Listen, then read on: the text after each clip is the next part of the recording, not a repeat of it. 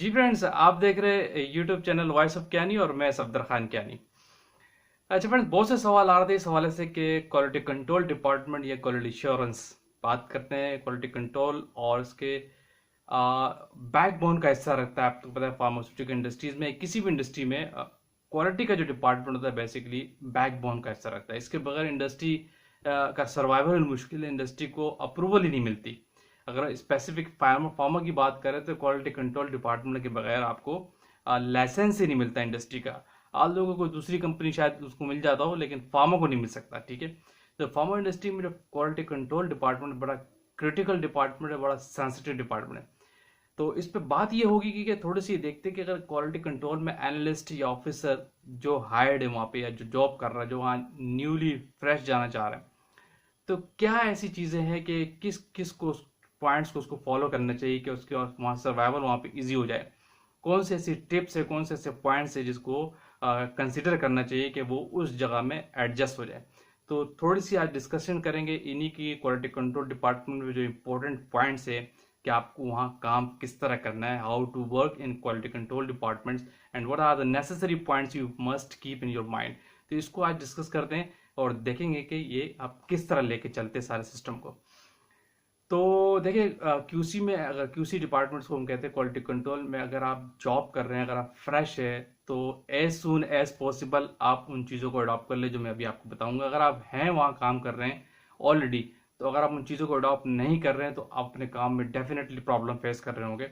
इन points को अपने जहन में रख के, चाहे फ्रेश है या जो ऑलरेडी थोड़े सीनियर लोग भी वहाँ काम कर रहे हैं, तो इसके तहत काम करेंगे तो डेफिनेटली उस डिपार्टमेंट में, उस कल्चर में आपको सर्वाइवल आपका आसानी हो जाएगा।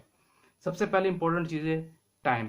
याद रखिए, क्वालिटी कंट्रोल डिपार्टमेंट फार्मा का स्पेशली ऐसा है कि वहाँ मिनट मिनट का आपको हिसाब देना होता है। तो इसलिए वो बड़ा टफ कल्चर होता है और आपको जो टास्क मिलते हैं उसको आपके पास टाइमली मैनेज करने की कमांड आपके पास होनी चाहिए। और वो कमांड कब होगी? जब आपको अपने काम पे कमांड होगी।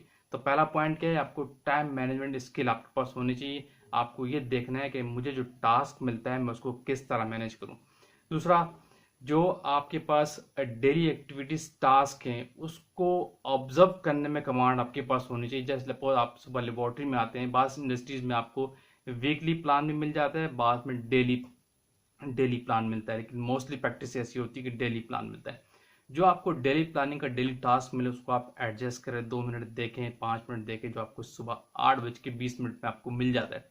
8 बजे आप लेबोरेटरी में एंटर होते हैं, तो उसके तहत अपने काम को प्रायोरिटाइज करें। ये देखें कि उस जो आपको आज टास्क मिला उसमें नेचर क्या है काम की, उस नेचर के लिहाज से अपने काम को एडजस्ट करें। उसके तहत एक रूट में प्लान बना ले कि 8 घंटे में मुझे इस काम को कैसे मैनेज करना है, तो आपका काम इजीली मैनेज होगा। दूसरा पॉइंट, आपकी मैनेजमेंट टाइम, और बहुत इंपॉर्टेंट है। अगर आपकी टाइम मैनेजमेंट नहीं है तो आप कभी भी आप लेबोरेटरी में एडजस्ट नहीं कर सकेंगे। हमेशा आप बॉस से, अपने टॉप मैनेजमेंट से डिस्टर्ब होते रहेंगे और डांट सुनते रहेंगे। चौथी चीज़, तीसरी चीज़ कि आप अपने जो वहाँ टेक्निकल स्किल्स चीज़ें उन पे एज सुन एज पॉसिबल आपको कमांड हो।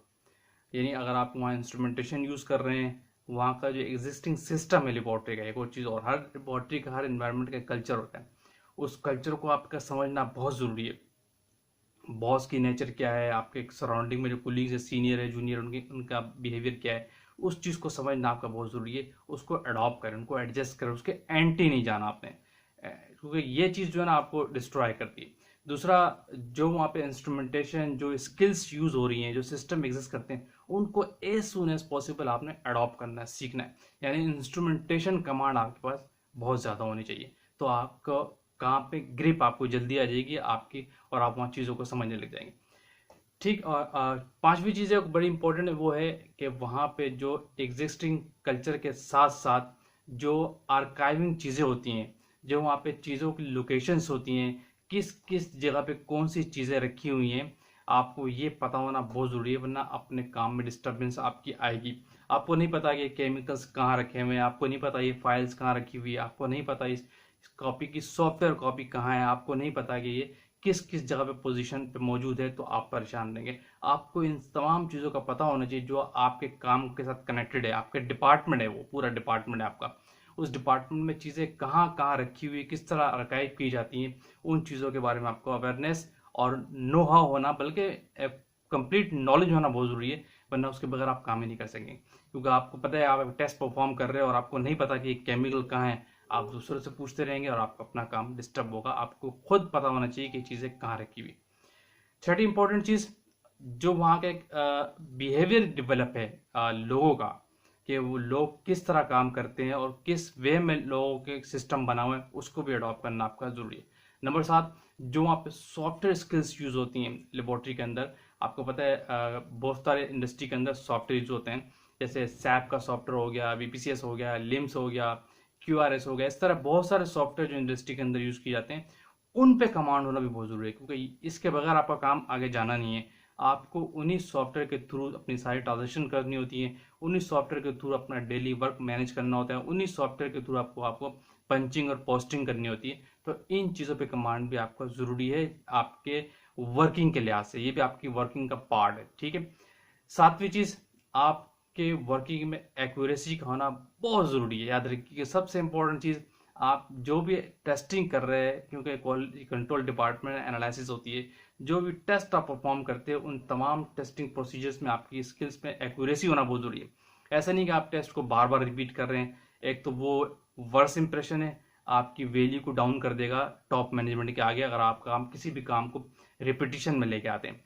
अगर आप RFT पे चलते हैं, वन गो में करते हैं, आपकी डॉक्यूमेंटेशन अच्छी है, तो आपकी जो एक्यूरेसी जो मैं कर रहा हूँ एनालिसिस के लिहाज से, वो बहुत स्ट्रॉन्ग होनी चाहिए। यानी आपका एनालिटिकल वर्क, एनालिसिस का जो वर्क है वो बहुत एक्यूरेट और एक्यूरेसी उसमें होना चाहिए, क्योंकि मैं 90% आपका फोकस 99% एनालिसिस ही होता है। तो एनालिस्ट अगर लेवल पे आप हैं, इंचार्ज पे, किसी भी लेवल पे, लेकिन आपको इस पर कमांड होना बहुत जरूरी है। नंबर आफ्टर पॉइंट इंपॉर्टेंट ये है कि जो आप डॉक्यूमेंटेशन वर्क करते हैं, आपका रिटर्न वर्क है, राइटिंग वर्क में, उसमें आपकी लेजिबिलिटी वाला फेनोमेना बहुत ज़रूरी है। यानी आप एक्यूरेटली लिखे, लेजिबल लिखे, क्लियर लिखे। डॉक्यूमेंटेशन वर्क स्ट्रांग होना बहुत ज़रूरी है।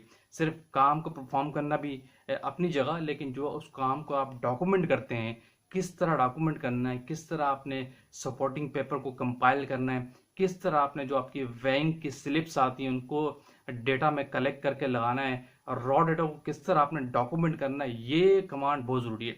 ये वो चीज़ें हैं जो आपको ऑडिट पे बड़ा सपोर्ट करती हैं, और दूसरा आपकी डेली टास्क, क्योंकि आपकी हर रिपोर्ट, हर डॉक्यूमेंटेशन बॉस के टेबल पे जाती है। तो इसलिए डॉक्यूमेंटेशन में आपकी स्ट्रांग और कमांड होना बहुत ज़रूरी है। 10वीं चीज़, एक और पॉइंट, ऐसे तो बहुत सारे पॉइंट है, 10वां पॉइंट ये है कि आप सेफ्टी के पॉइंट ऑफ व्यू से काम करें। आपको जितने भी टास्क और जितने भी जॉब, जो भी टेस्टिंग एनालिसिस आप कर रहे हैं, उनमें रिस्क आपको पता होना चाहिए। आपको पता होना चाहिए जो एनालिस्ट की प्राइम ड्यूटी है, जो मैं टेस्ट परफॉर्म करता हूँ, वो हैजर्डस इन्वायरमेंट होता है, टॉक्सिक इन्वायरमेंट है, साइंटिफिक इन्वायरमेंट है, उसमें आप सारा दिन केमिकल्स से खेलते हैं। तो आपको केमिकल्स हैंडलिंग में कमांड होना, और दूसरा उनके रिस्क फैक्टर को आपको पता होना चाहिए। आपको ये पता हो कि अमोनिया को मुझे कहाँ ओपन करना है, कहाँ को नहीं। आपको पता होना चाहिए कि कंसनट्रेटेड HCl को या सल्फ्यूरिक एसिड को मुझे किस तरह हैंडल करना है, और वॉल्यूमेट्रिक सोल्यूशन को मुझे किस तरह हैंडल करना है, और नॉर्मल सोल्यूशन को मुझे किस तरह, टेस्ट सोल्यूशन को हैंडल करना है। इन चीज़ों के बारे में अवेयरनेस आपको होना बहुत ज़रूरी है। सेफ्टी फर्स्ट है, याद रखिएगा, सेफ्टी के पॉइंट ऑफ व्यू से भी आपको अवेयर होना बहुत ज़रूरी है।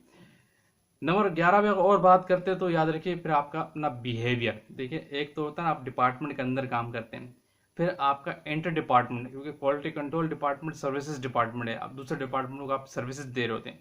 तो दूसरे डिपार्टमेंट के साथ जो आपका रिलेशन है बिहेवियर वाइज, वो बहुत अच्छा होना चाहिए।